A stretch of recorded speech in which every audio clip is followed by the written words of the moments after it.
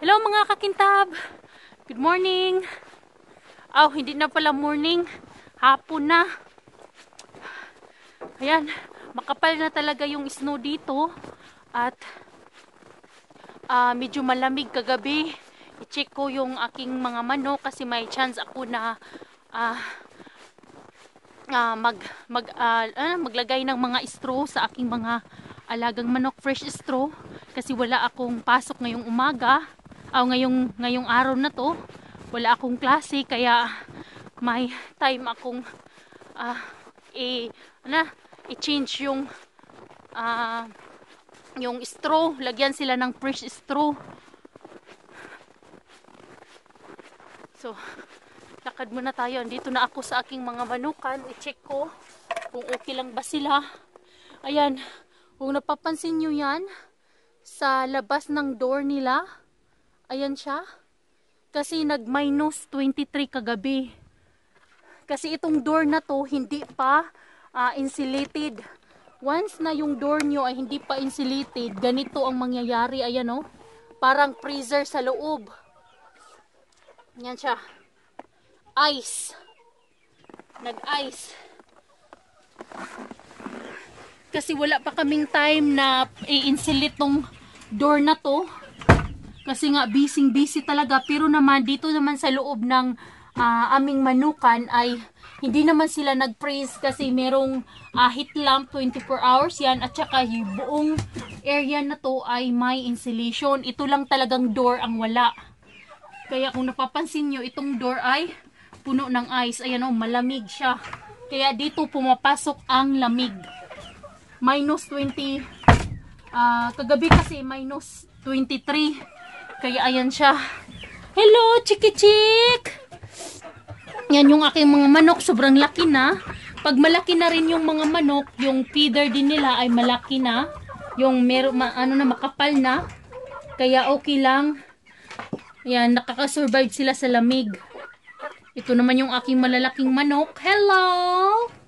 Hello, rooster and hen. How are you? Did you give me egg today or you guys eat my egg again? May pala. Inaangkin ko na no, may. Ayan, nag-blurry siya. Saglit lang. Punasan ko. Nag-blurry siya kasi malamig. Ayan. Klaro na ba? Kunti pang punas.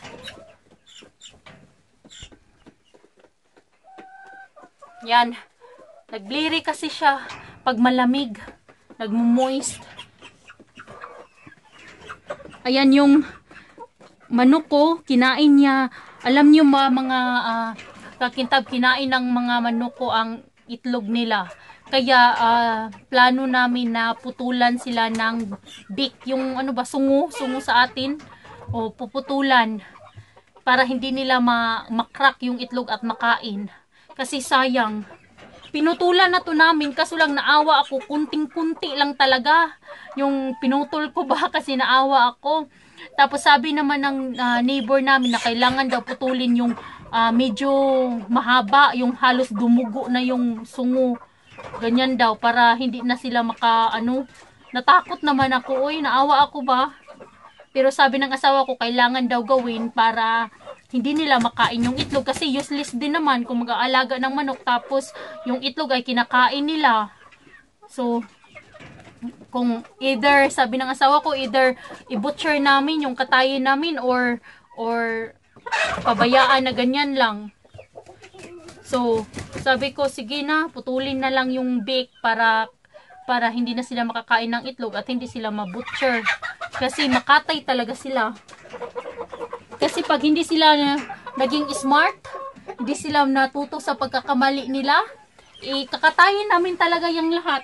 At ito na itong nandito, yan yung itry naming gawing hen at saka rooster. At sana ay maging smart din sila pag maputulan na ng beak. Kasi puputulan yan, kasi puputulan yan, kunti lang kasi yan, tumubo na, hindi man lang halata kasi naawa ako ba. Tapos kinakain nila. Kaya kailangan ko silang putulan. Di, nandito pa may food pa sila at saka may pagkain. May pagkain. Ano ba yan? May ano pa sila, pagkain na tubig. Pagkain na tubig, kaya okay pa. Magdadala ako ng straw para sa kanilang bahay. Ayan o, yung itlogan nila. Wala nagaanong straw. Kaya maglagay ako dyan ng fresh straw. Kaya tara, kuha tayo ng fresh straw. Ayan o, kung napapansin nyo ito, frozen.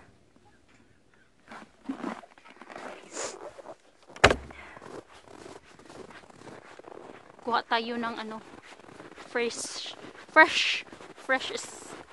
straw, not snow. Fresh straw. Ay nako, ito yung anong tawag niyan sa atin, barrel.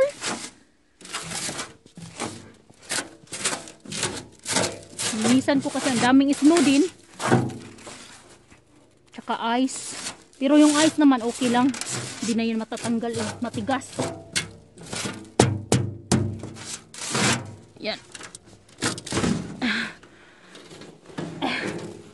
Yan, may time akong alagaan yung manok ko. Mag-time akong linisan. Kasi ang dami ko na talagang trabaho. Hindi na mabilang. Tapos nag-aaral pa ako. Kaya pag may time talaga ako, doon lang ako nakakapag time na mag-vlog para din sa ating YouTube. Yan, tama na yan. Tingnan natin dito. Makapal na kasi yung snow, oh. Ang hirap na i-move yung barrel, hirap na. Yan. Dito ko ilalagay yung straw.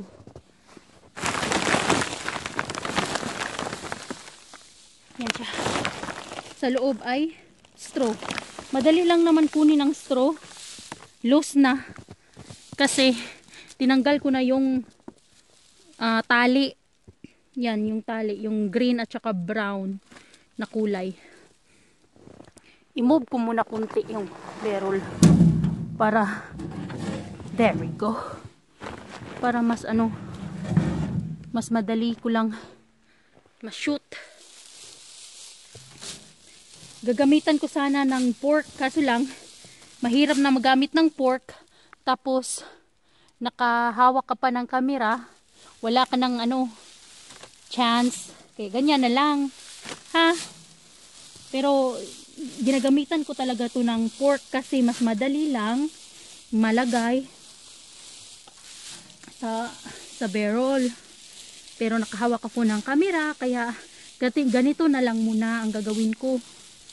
Ito lang naman ang ginagawa ko, ganyan. Madali lang na trabaho, time lang talaga ang wala.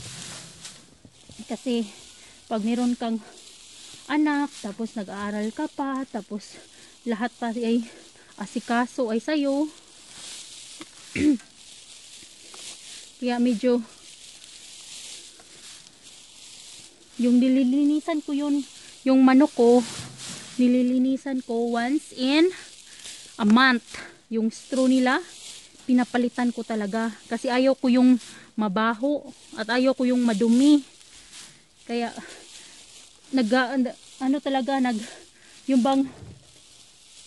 talaga ako ng time, nagbibigay ako ng time para sa manok ko na malinisan.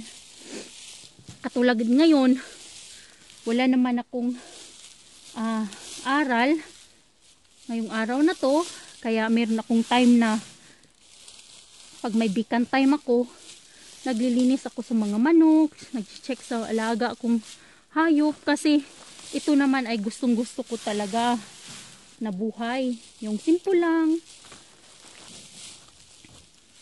wala lang nga lang time. So ayan, so tara, i-off ko muna yung camera kasi mahirap kung napapansin nyo, ang dami talagang snow at makapal na, kaya mahirap i-push yung barrel. So ayan na siya, nandito na ako. I-open ko lang tong door at ito ay ilalagay ko sa loob. ng kanilang bahay para may bago silang straw fresh. Ayan. Oh. Tapos na, may bago na silang straw, fresh straw. Oo. May itlog na naman ako. So ayan, may bago na silang straw. Nilagyan ko na, klaro ba? Ayan. At dito din, para meron silang bagong yung bagong tulugan, malinis. Kaya ayan, labas na tayo. Medyo napapagod ako. Bye bye, chiki chick! Sabi niya, bye-bye and thank you sa pagbagong straw. Ayan. So, yung ginagawa ko, ayan lang, oh. Yung barrel is nasa labas. Tapos, kinukuha ko lang yung, hindi ko na pinakita kasi ang dami, ang hirap. Pero, kinukuha ko yung barrel, tapos nilagay ko dito sa loob.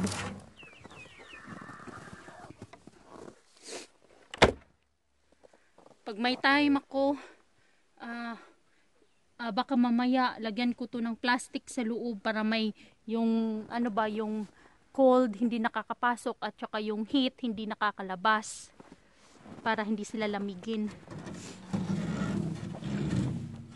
At saka itong barrel na to, lagay ko muna dito sa gilid. Mamaya gamitin ko rin to para sa aking geese. Lagyan ko ng fresh snow. Yan. Diyan ka lang muna. Kasi napapagod na ako.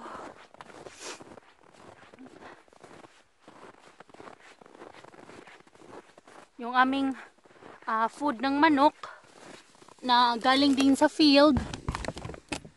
Ayan siya. Isang malaking sako. Sobrang laki yan, oh.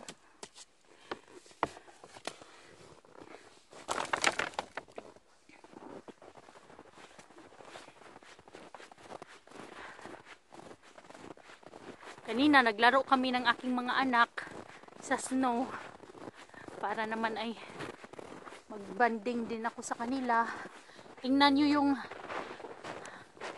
ice.